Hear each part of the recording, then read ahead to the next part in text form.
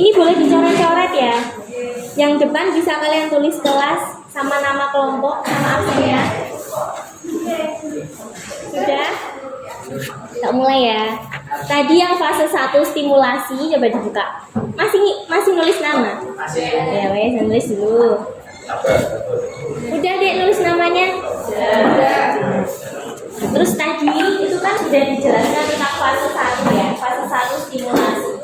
Tadi Ibu bilang tentang kacang merah, beras, lereng itu. Sebenarnya apa Dek? Ternyata kacang merah, beras sama lereng itu beda-beda masanya ya. Sama kayak masa tiap atom. Nah terus dibalik. Masuk ke fase 2 identifikasi masalah.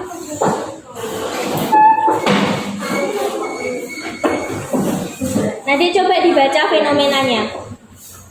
Kan ada fenomena 1, terus baliknya ada fenomena 2. Ya enggak? Ya. Coba dibaca Dek fenomena 1 sama 2. Mengenai fenomena tersebut kemudian dibuatkan suatu rumusan masalah.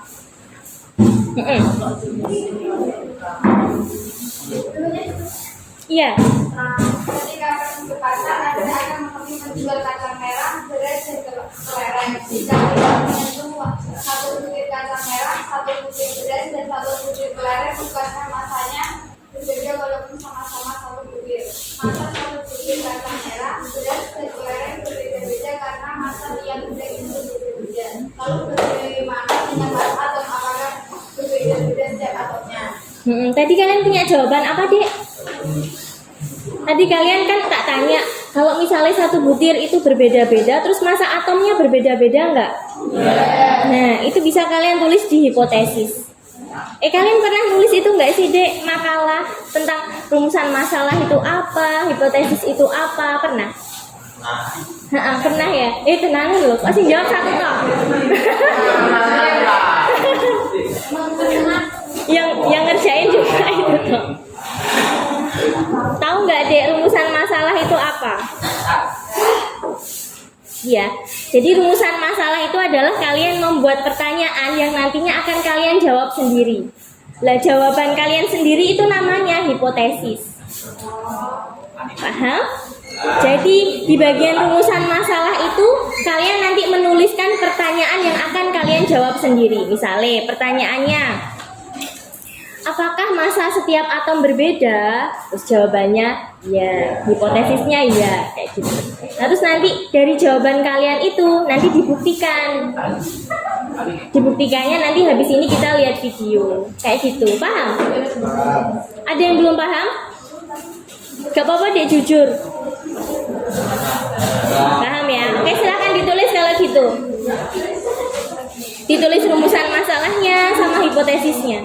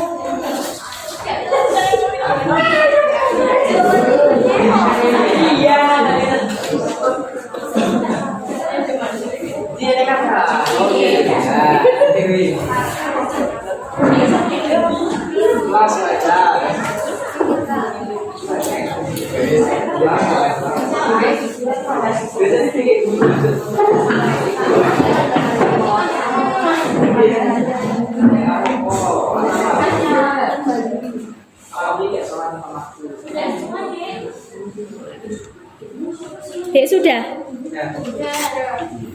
Sudah semuanya? Sudah.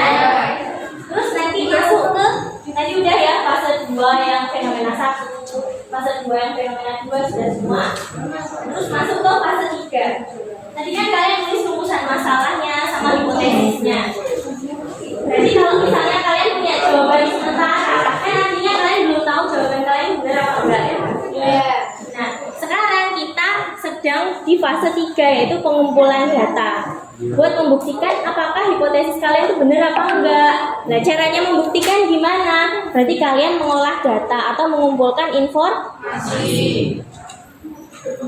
Di situ kan ada, Dek, fase 3 sudah dibuka semua, kan ada 2 barcode.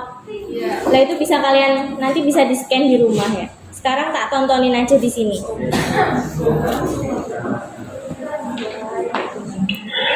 Ketika membeli kacang merah, beras, dan kelaring di pasar, yang jadi Paham, Dek?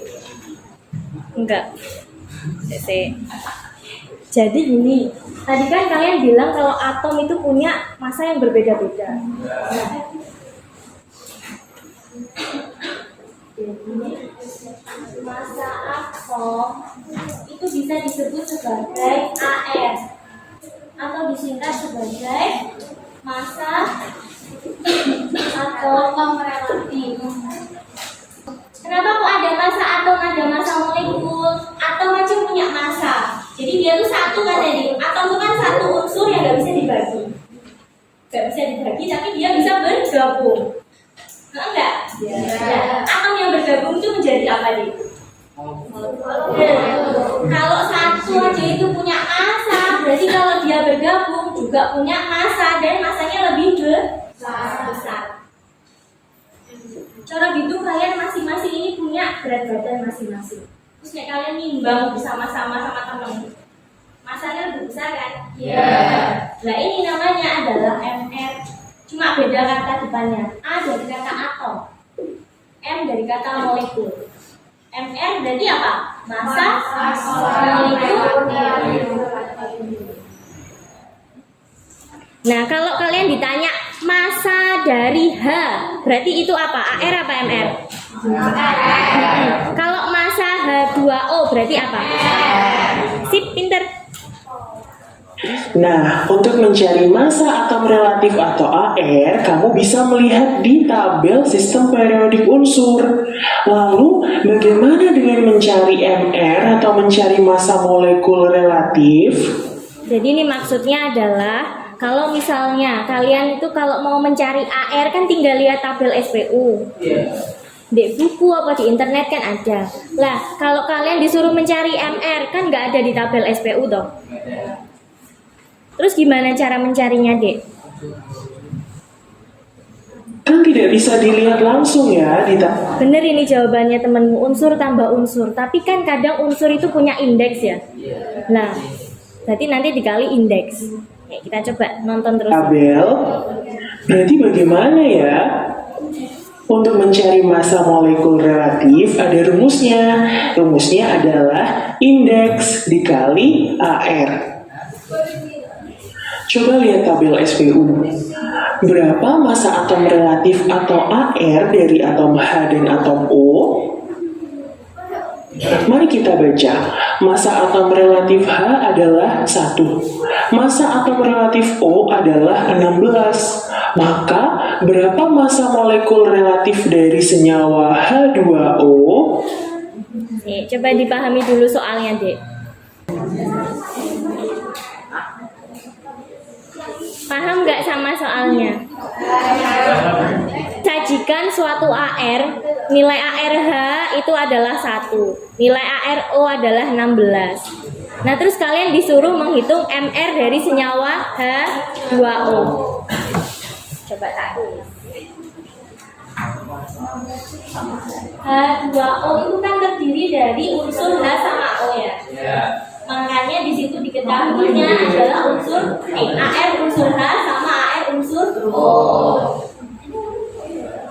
Nah, ini masanya H2O itu kan disebut sebagai MR. Jadi kalian disuruh mencari MR H2O ini dari data ini. Paham? Jadi kalau misalnya MR H2SO4 ya misalnya ini asam sulfat. Berarti AR-nya yang harus diketahui adalah ARH.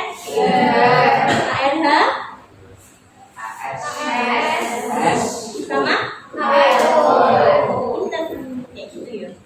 Nah, terus kalian tadi ingat nggak rumusnya apa? Di sini ada sih. Lanjut nonton. Di mana H2O ini adalah gabungan dari atom H dan atom O. Nah, cara menghitungnya seperti penjumlahan pada umumnya, yaitu MrH2O sama dengan indeks H dikalikan ARH ditambah indeksnya O dikali AR-nya O. Berdua. Ingat materi sebelumnya ya, indeks itu adalah jumlah dari suatu unsur yang letaknya ada di sebelah kanan suatu unsur. Berarti kalau di dalam senyawa H2O indeksnya H adalah 2. Kemudian indeksnya O adalah 1. Berarti Mr sama dengan 2 indeksnya H2 ya dikali AR-nya H1 ditambah indeksnya O 1 dikali AR-nya O adalah 16. 2 ditambah dengan 16 sama dengan 18. Jadi, massa molekul relatif dari senyawa H2O adalah 18. Paham, Dek? Sip. Nah, sekarang contoh soal lagi. Bagaimana dengan massa molekul relatif dari C6H12O6 atau glukosa? Nah, kalau misalnya kalian disuruh mencari MrC6H12O6, tapi kok nggak ada data AR-nya, berarti kalian bisa lihat data AR dari tabel SPU. Caranya sama, yaitu MrC6H12O6 sama dengan indeksnya C dikali AR-nya C ditambah indeksnya H dikali AR-nya H ditambah indeksnya O dikali AR-nya O. Maka MrC6H12O6 sama dengan indeksnya C ada berapa? Ada 6 dikali AR-nya C ada 12 ditambah indeksnya H ada 12 dikali AR-nya H ada 1. Kemudian ada lagi ditambah indeksnya O ada 6 dikali AR-nya O ada 16. Tinggal dikali kemudian dijumlahkan, hasilnya adalah 180. Itu adalah massa molekul relatif dari C6H12O6 atau glukosa. Selamat, kamu sudah belajar mencari massa atom relatif dan massa molekul relatif. Paham deh ya?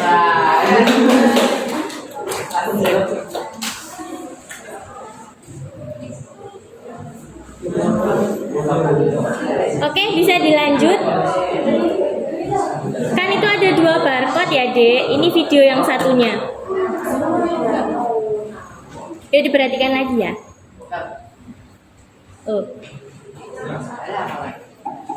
Menggunakan rumus mol sama dengan massa zat dibagi dengan massa molekul relatif zat atau disebut juga dengan MR. Nih, bisa dicatat.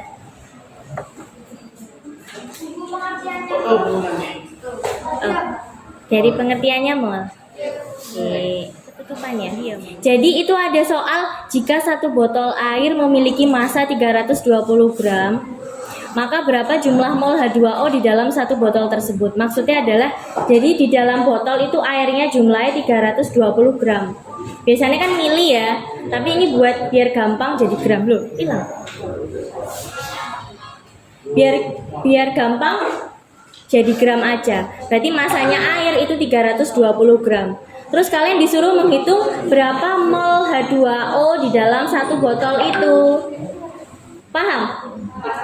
Ya, tapi paham arti soalnya ya? Rumusnya mol adalah mol sama dengan massa dibagi MR. Yang diketahui apa saja? Yang diketahui adalah massa Z-nya. Massa NaCl-nya 755 gram. Wah, kemudian di sini MR-nya tidak diketahui ya. Yang diketahui adalah ARNA, ARCl. Padahal kita butuh mengetahui MrNaCl. Berarti kita harus hitung dulu MrNaCl-nya. Jadi kalau misalnya di soal itu nggak diketahui MR, padahal kalian disuruh kalau ngitung mol tuh pakai MR. Nah, kalau diketahui AR berarti kalian tinggal ngitung MR-nya, gitu ya. Kan bisa ngitung bisa ngitung MR dari AR. Iya toh? MRNaCl adalah indeksnya Na dikali akhir Na ditambah indeksnya Cl dikali akhirnya Cl. Indeksnya Na adalah 1, indeksnya Cl adalah 1. Ingat ya, indeks adalah jumlah unsur, yaitu angka kecil yang letaknya di yang unsur. Karena di sini tidak kelihatan angkanya, maka indeksnya adalah 1, karena indeks 1 itu bisa tidak ditulis. Nah, berarti MR sama dengan 1 dikali 40 ditambah 1 dikali 35,5. MR sama dengan 75,5. Hasilnya dari mana 75,5? Dari 40 ditambah 35,5. Itu ya. Nah, sekarang sudah ketemu MR-nya. Sekarang massa sudah tahu, MR sudah tahu, tinggal memasukkan angkanya. Dimasukkan ke dalam rumus mol sama dengan massa dibagi MR. Massanya 755 gram dibagi MR-nya 75,5. Jadi, mol sama dengan 10 mol. Nah, jadi ada 10 mol garam dapur atau NaCl di dalam suatu garam dapur yang beratnya 755 gram. Selamat, kamu sudah belajar menghitung mol. Paham ya, Dek ya? Iya. Semoga jadi senang kimia ya, Dek. Oke, dari video ini, apakah hipotesis yang kalian buat tadi benar? Alhamdulillah. Terus masuk ke fase 4, pengolahan data. Ini langsung. Sebenarnya ada 9 soal, tapi kalian ngerjain apa, Dek? Iya. Kalian ngerjain nomor 5 sama 9 aja. Jadi kalau misalnya angkanya di sini AM-nya nggak kelihatan, nggak bisa misalnya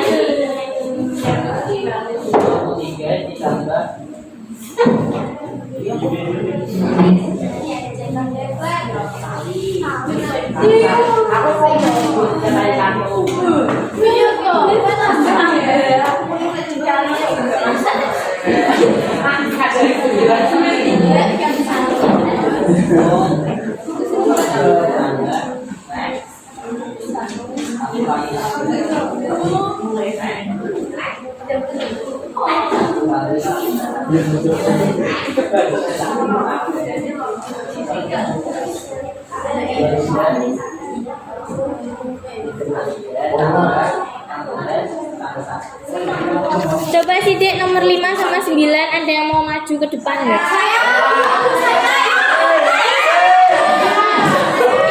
Saya seline ya. Sebenarnya hari ini tuh hadiah dari kuisis, tapi kok nggak punya paketan. Oh iya, netting ya. Sini ya.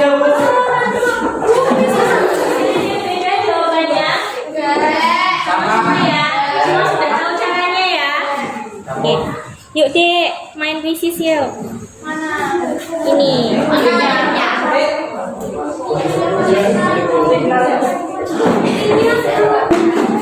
Wes siap, yang tadi berdua siap ya, ambil koncone gak apa-apa ya. Oke. Tak mulai.